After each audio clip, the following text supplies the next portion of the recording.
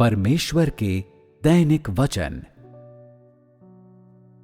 मानव जाति का सदस्य और सच्चे ईसाई होने के नाते अपने मन और शरीर को परमेश्वर के आदेश को पूरा करने के लिए समर्पित करना हम सभी की जिम्मेदारी और दायित्व है, क्योंकि हमारा संपूर्ण अस्तित्व परमेश्वर से आया है और यह परमेश्वर की संप्रभुता के कारण अस्तित्व में है।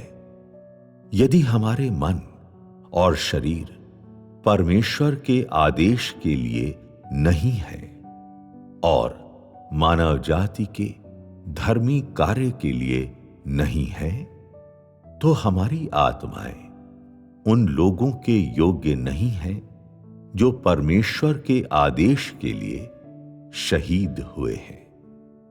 परमेश्वर के लिए तो और भी अधिक अयोग्य हैं, जिसने हमें सब कुछ प्रदान किया है। परमेश्वर ने इस संसार की सृष्टि की, उसने इस मानव जाति को बनाया और इसके अलावा वह प्राचीन यूनानी संस्कृति और मानव सभ्यता का वास्तुकार था। केवल परमेश्वर ही इस मानव जाति को सांत्वना देता है और केवल परमेश्वर ही रात दिन इस मानव जाति का ध्यान रखता है। मानव का विकास और प्रगति परमेश्वर की संप्रभुता से अवियोज्य है और मानव जाति का इतिहास और भविष्य परमेश्वर की योजनाओं में जटिल है। यदि तुम एक सच्चे ईसाई हो तो तुम निश्चय ही इस बात पर विश्वास करोगे कि किसी भी देश या राष्ट्र का उत्थान या पतन परमेश्वर की योजना के अनुसार होता है। केवल परमेश्वर ही किसी देश या राष्ट्र के भाग्य को जानता है और केवल परमेश्वर ही इस मानव जाति के जीवन के ढंग को नियंत्रित करता है।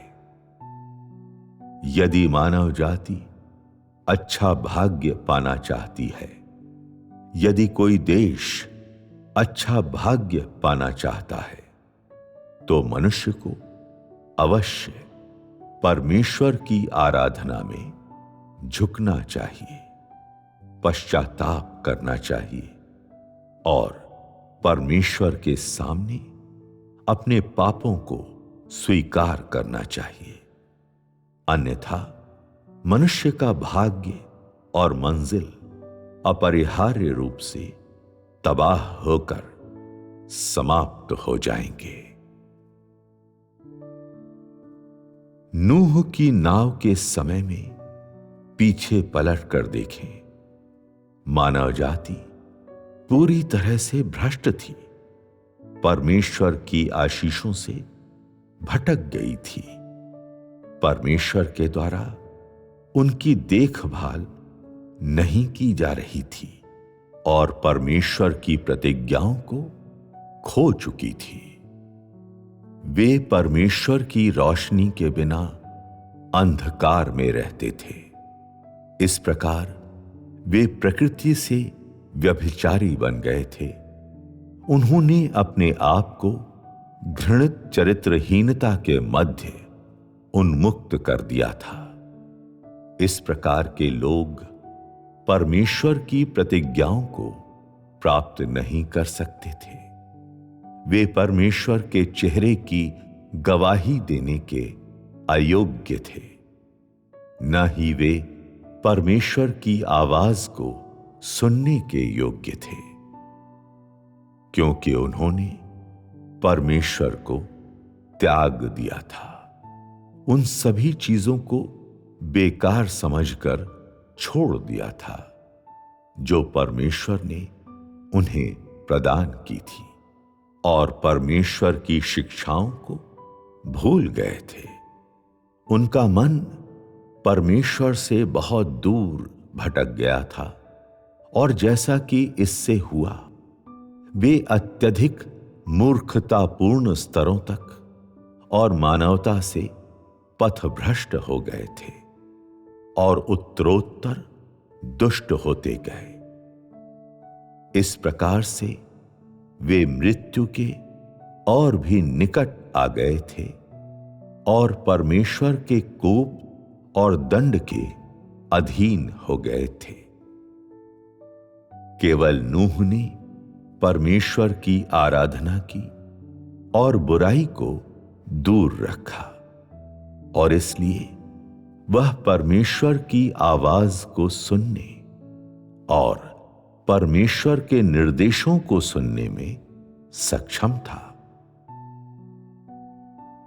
उसने परमेश्वर के वचन के अनुसार नाव बनाई और सभी प्रकार के जीवित प्राणियों को उसमें एकत्रित किया, और इस तरह जब एक बार सब कुछ तैयार हो गया तो परमेश्वर ने संसार पर अपनी विनाश लीला शुरू कर दी।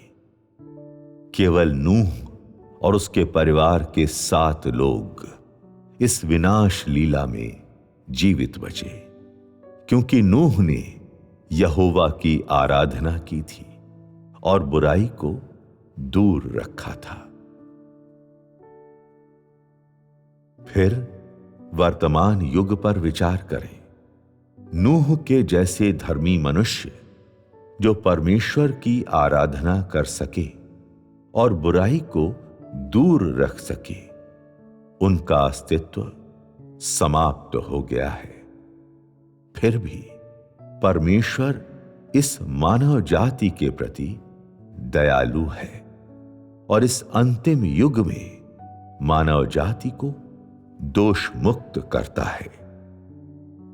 परमेश्वर उनकी खोज कर रहा है जो उसके प्रकट होने की लालसा करते हैं। वह उनकी खोज करता है जो उसके वचनों को सुनने में सक्षम हो, जो उसके आदेश को नहीं भूले हों और अपने हृदय एवं शरीर को उसके प्रति समर्पित करते हों। वह उनको खोज करता है जो उसके सामने बच्चों के समान आज्ञाकारी हों और उसका विरोध न करते हो।